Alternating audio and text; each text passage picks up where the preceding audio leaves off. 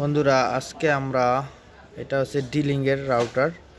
এই রাউটারটি সমস্যা ছিল, আমরা এটা রিপেয়ারিং করে দিয়েছি। এটা হচ্ছে 2 একটি ডিলিং রাউটার। রাউটারটি যে সমস্যাটা ছিল সেটি আমরা সমাধান করতে দিচ্ছি। এটা হচ্ছে ডিলিং, আপনারা দেখতে পাচ্ছেন ডিলিং হচ্ছে 615 মডেল। একটি বেস্ট জনপ্রিয় রাউটার ছিল এক সময়। এখন ওই রাউটারটি চলতেছে দীর্ঘ 5 বছরের মতো এই রাউটারটি ব্যবহার করতেছি, সম্ভবত এখনও চলতেছে। সমস্যা ছিল। অবশ্যই বন্ধুরা আপনারা বজ্রপাতের সময় রাউটারগুলো খুলে রাখবেন। এখন দেখতে পাচ্ছেন আমাদের লাইট এখানে কিন্তু দুইটা ইন্ডিকেটিং জ্বলছে, একটা হলো পাওয়ার, একটা হলো ওয়্যারলেস ইন্টারনেট এখানে কানেকশন তো সেটা লাগানো হয় না, সেজন্য এখানে শো করতেছে না।